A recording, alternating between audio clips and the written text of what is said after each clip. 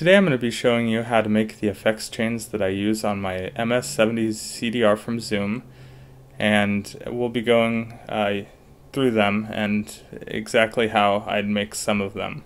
So I'm going to use the Korg Minilog as the source, and let's talk a little bit about the MS-70 CDR first.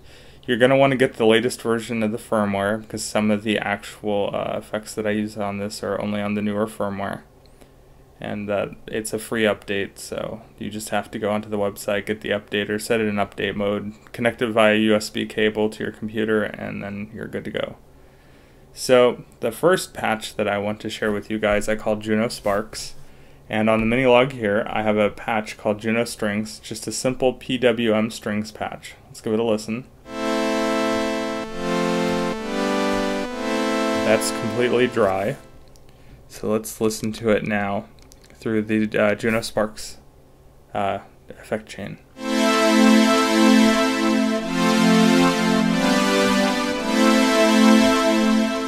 Alright, let's go through how I made that. So the first thing that I added to this is a stereo cho. The stereo cho chorus, it's just a nice wide stereo chorus. So for the settings on this, on the first page I have the depth set to 90, the second setting, the rate, set to 25, mix set to 70. Now on the second page, I have tone set to 7 and level set to 100. Now as the next effect in the chain is a mod reverb, which is a modulated reverb. And the first setting, depth, I have set to 55, decay set to 12, mix set to 80. On the next page, I have rate to 25, tone to 8, pre-decay to 30. On the next page, I have the level set to 100 and tail set to off. So the next thing I added to make it nice and lush and just full is an exciter. I think it's based on the BBE exciter, the Sonic Maximizer, or whatever it was called. I really like this. So for this one, I have it set for 20 on bass, treble 16, and level 100. And let's just give it one more listen before we go to the next patch.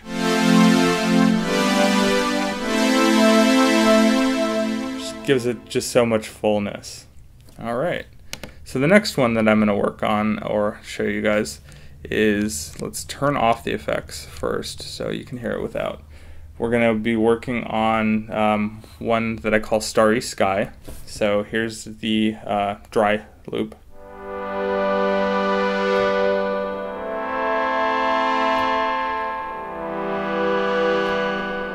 I used a lot of cross mod on this patch, so it sounds really cool, kind of FM like. Alright, so let's hear that now with the actual effect. So I'm going to go up here and go to the effect called Starry Sky. We'll listen to that again.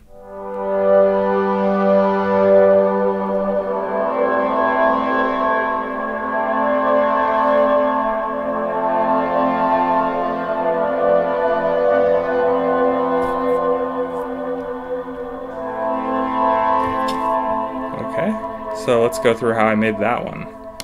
So the first thing that I added to this was a stereo cho once again. The settings are a little enhanced in this case. So, well actually no, they're kind of drawn back because I don't want too much modulation here. So the depth is set to 50 on the stereo cho. Rate is set to 20, mix is set to 60. Tone is set to 7, level is set to 100. Now for the next effect, I use particle reverb. This is an awesome reverb. You can get it on the Line 6 effects, but it's also on this, and it just sounds great. It almost gives you that cloud-like shimmer sound that you get from a Strymon Big Sky, except, you know, way less cost. It's not exact, but, you know, for the cost difference, it's great. So I have the dwell set to 30 on the particle reverb, gain set to 100, mode is set to stable. The second page I have mix set to 60, mono's off, and tail's off.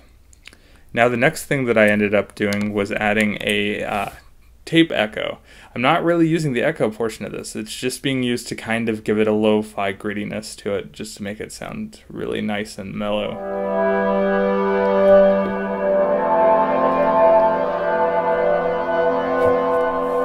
Alright, and for those settings, I have the feedback set to 30, mix set to 50, time set to 10 because we really don't want echoes, record level set to 50, sync is set to off, and preamp is turned to off. So yeah, I just love the sound of this.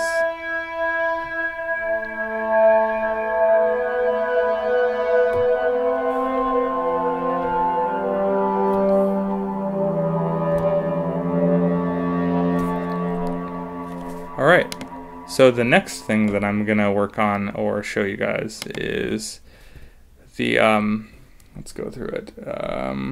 We'll do the lo-fi, like, game style ones that I like to use. So here, the first one we're gonna do, let's go ahead and hear it off. I call this NES pluck. It's just 2 square waves, nothing fancy. And the first effect that I'll show you within my lo-fi ones is lo-fi shimmer. So let's listen to that. You can go ahead and just record a quick step sequence here. Turn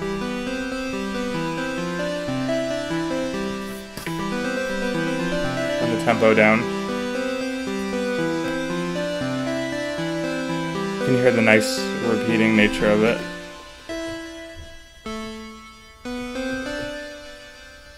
Sounds nice.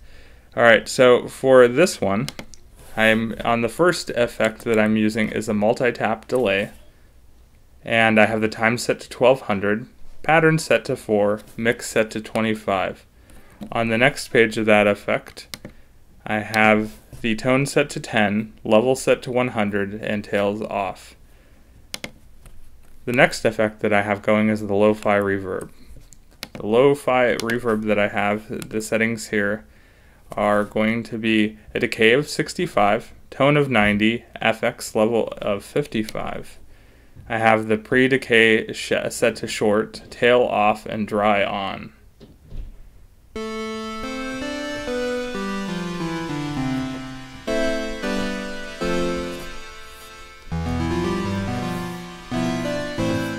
So, pretty simple effect. Very effective for simple sounds. Sounds really nice. Now the next lo-fi one that I have is called lo-fi sample, and what it does is it kind of emulates what a sound would sound like if it's been sampled through a really low quality DAC, or if you use the speech capabilities, well, it's not really speech capabilities, but sampling capabilities of the NES and played it back through that, it would just sound terrible, but it's cool. So you can hear it.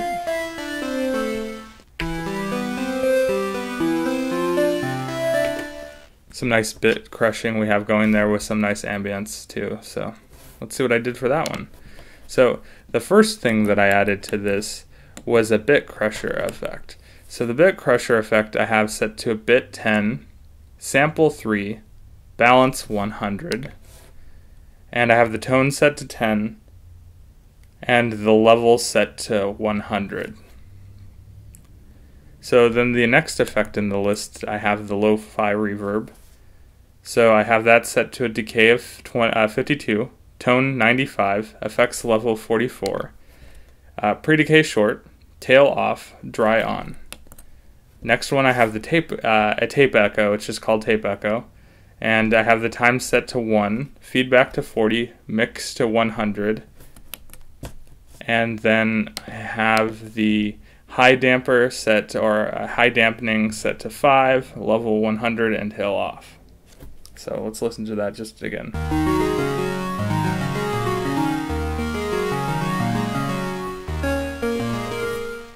Sounds really nice and gritty. So the next one, I think this is actually the last one I want to show you guys. Let me make sure I have it. Yep.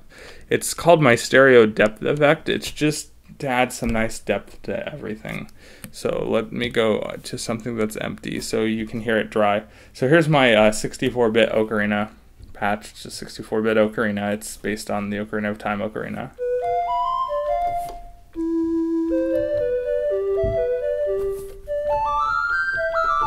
Okay, that's it dry. And let's turn on the stereo depth effect here. on, off. Just adds so much. So let's go through this one really quick. Alright, the first thing that I have is stereo cho. I'm not using much of this, I'm just using it to get some depth. So the depth is set to 60, but the rate is set to 5, so I don't have much modulation. The mix is set to 60. On the next page, tone set to 7, level set to 100. The next effect that I have, I use HD Hall, and I have pre-decay set to 60, decay set to 40, mix set to 60, low dampening set to 50, high dampening set to 90, and tail set to off. So let's just listen to that again.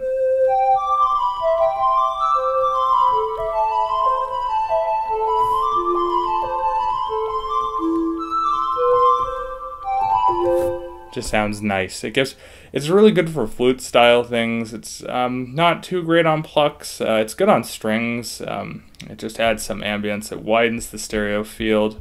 It makes everything seem really expansive without being too overbearing.